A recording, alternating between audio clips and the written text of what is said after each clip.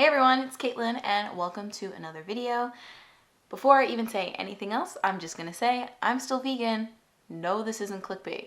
Okay, now, this is a chat with Caitlin. I'm going to be drinking my drink and chatting with you. If you're not interested in that, carry on with your life. If you are interested in that, stay tuned because we're gonna be talking about my new diet. But first, I am drinking some chai tea. I love chai tea in high school, like that mix. I think we got it from like Trader Joe's or something. And I forgot, but I had some packets in my fridge. It's this Four Sigmatic mushroom chai latte mix.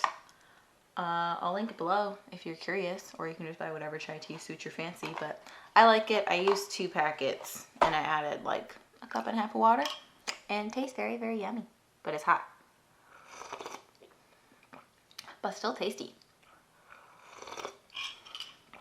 Okay, so today, like I said, I'm going to be talking about my new diet, but really, it's not a diet. It's the fuck it diet.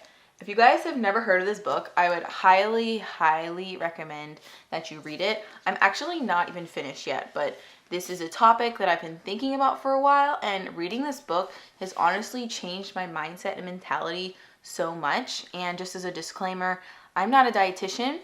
I'm not qualified to give you nutrition advice. I do not intend to give you nutrition advice, but I'm just speaking from my own personal experience and also just in general. I am not an expert on intuitive eating or the health at every size movement.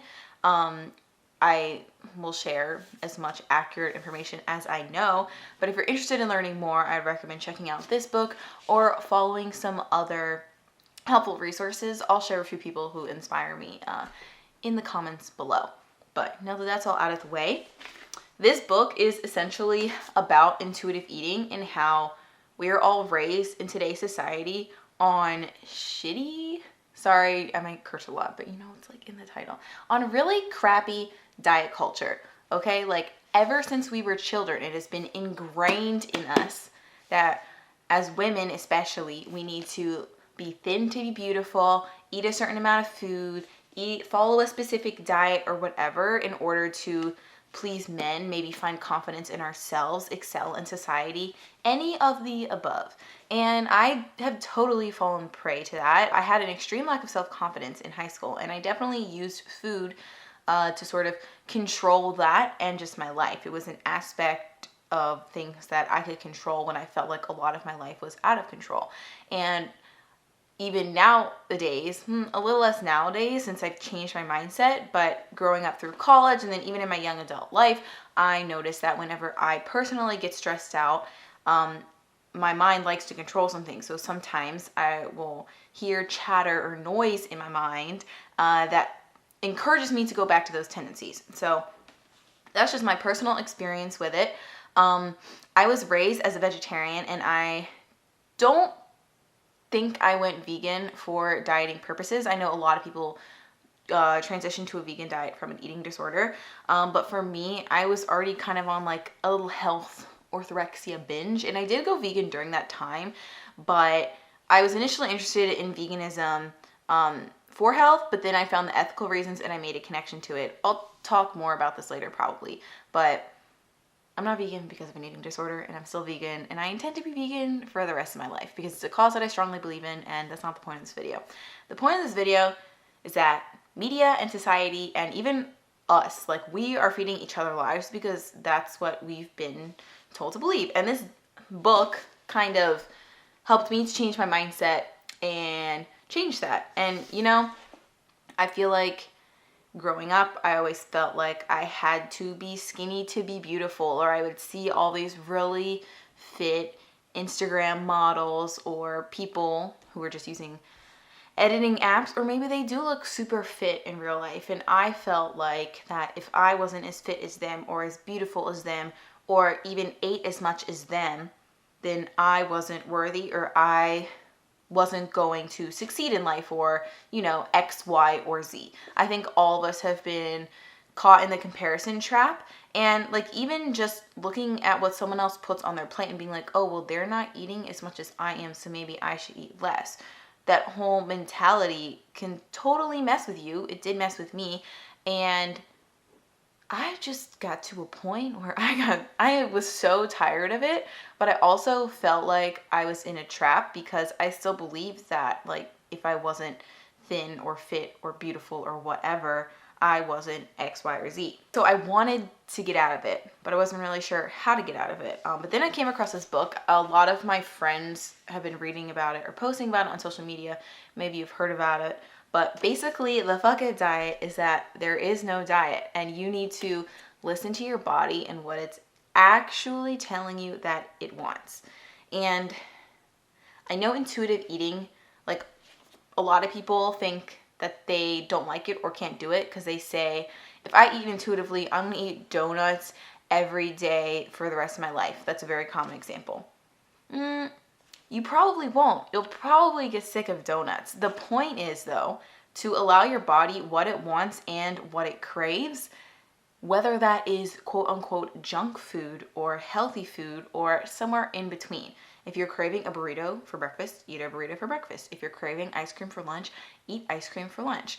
And the real reason why most of us crave these foods is because we don't allow ourselves to have them. I myself had a problem with binge eating where I would deprive myself from either food or a specific thing during the day and get to the point where you eat so many other things or healthy foods to try to cut the craving or whatever, you end up eating it anyways and in more quantity than you like actually would if you just allowed yourself to have that food in the first place. That was really bad English, but I think you get the premise of it. Basically, if you crave ice cream, allow yourself to have some ice cream and mindfully eat it. Pay attention to when you actually feel satisfied and when you feel full and when you no longer want it. Usually the food will start to lose its taste or whatever, and then move on with your life. It's just food.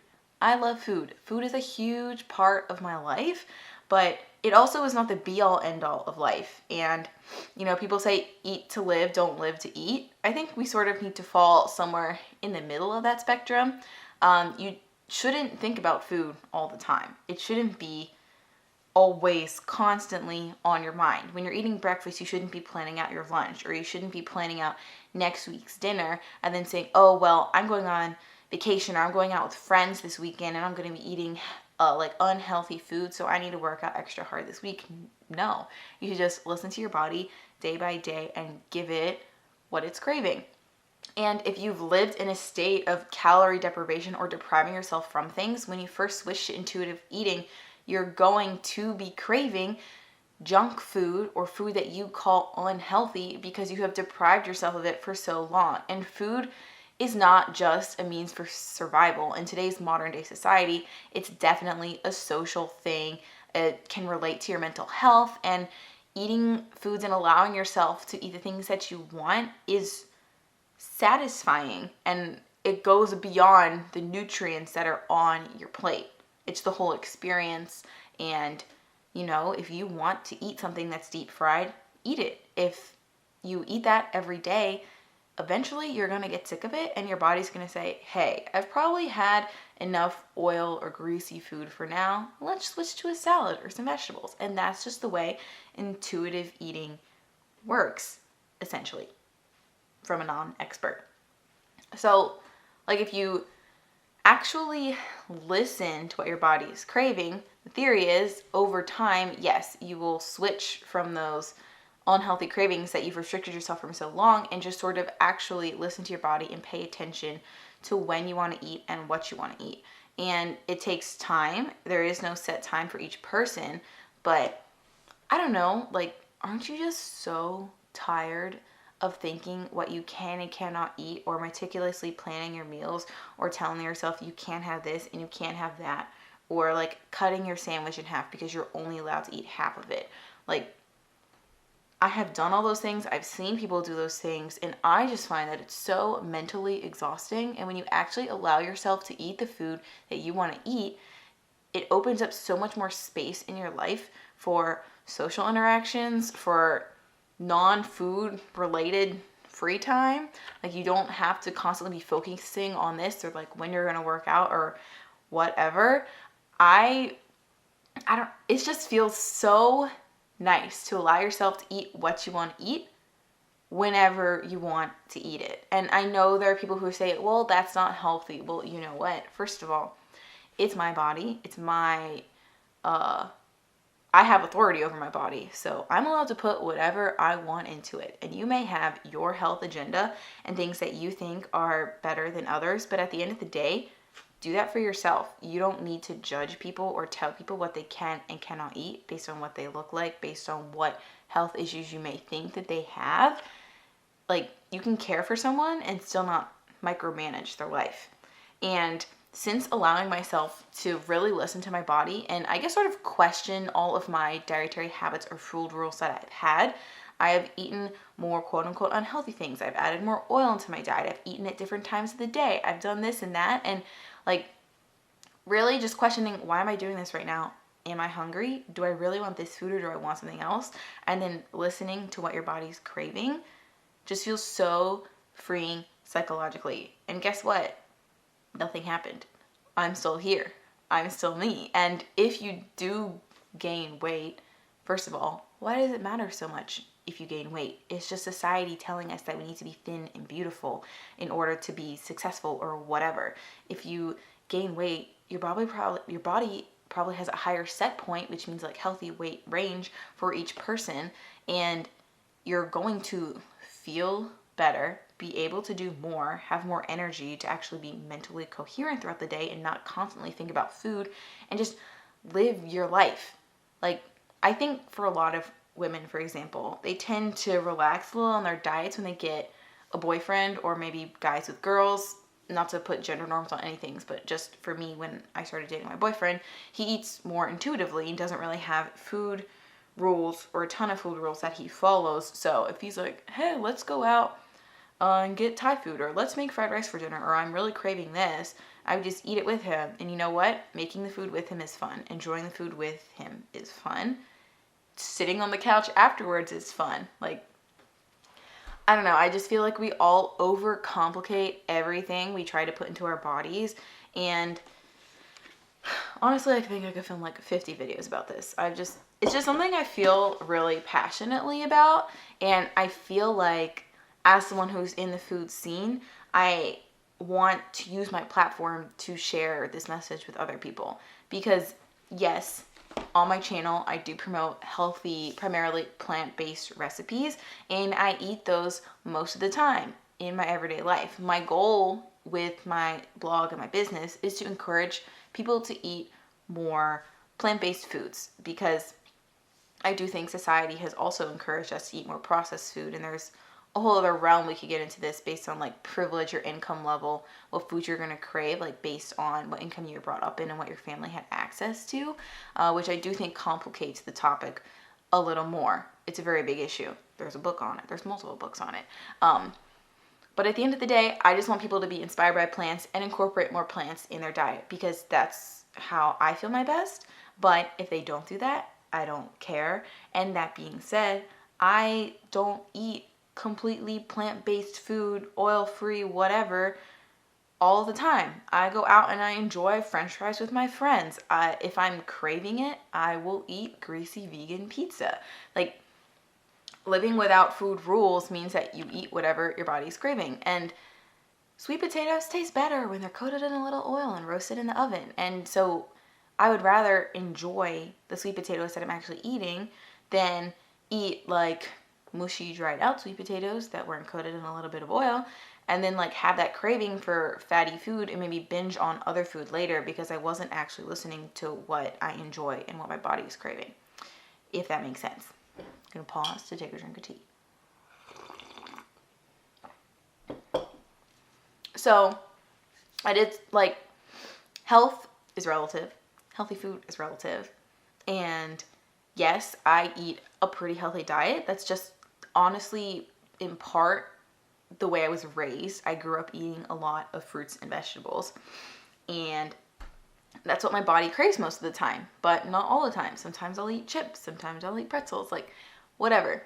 But touching on that again, like some people grow up in food deserts, or they come from a low income family and they grew up eating fast food every day and processed foods and I don't know, like stuff like that. So I do think that society and like white privilege and just like income levels does play an effect to this, which this book does not touch on, but I think it's important to note that if you are craving like processed foods, I think it's okay to eat them, like if that's what you want to eat. But I also think like nutritionally, we know that unprocessed foods are better most of the time than processed foods. Like you can't survive on tortilla chips, but if you grew up eating that and it's like nostalgic for you and that's what you crave as a child, it's kind of like society's like put you in this thing. I don't know.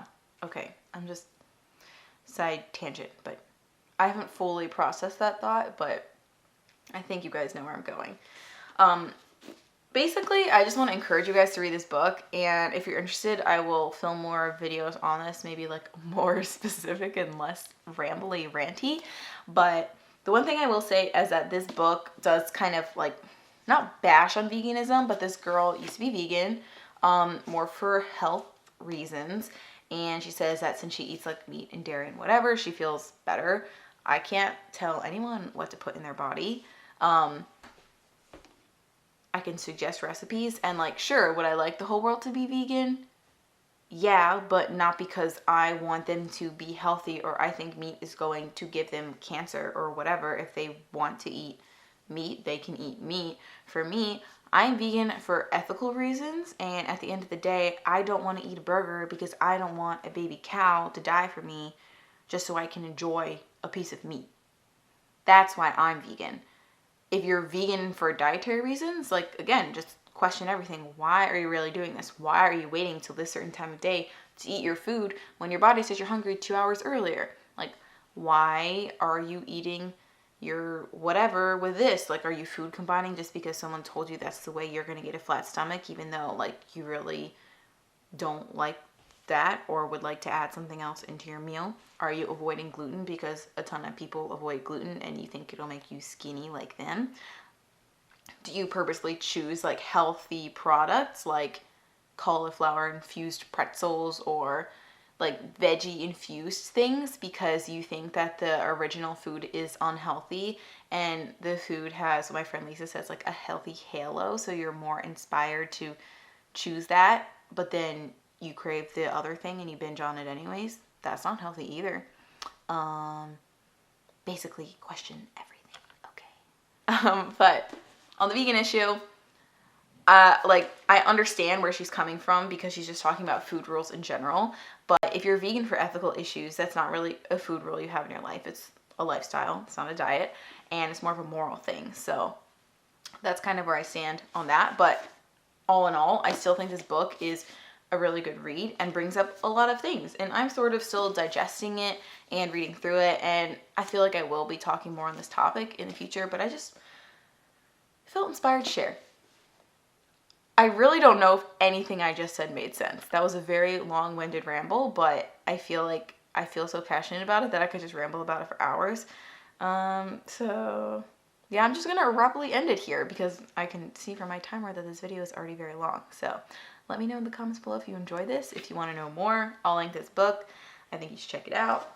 And I also think you should just start to question why you're doing what you do. I mean, are you just going through your life like blindly living the motions? Like, we all have the right to think for ourselves and choose what we put into our bodies. So yeah, I'll end with that. That's your food for thought. See you in the next video. Bye.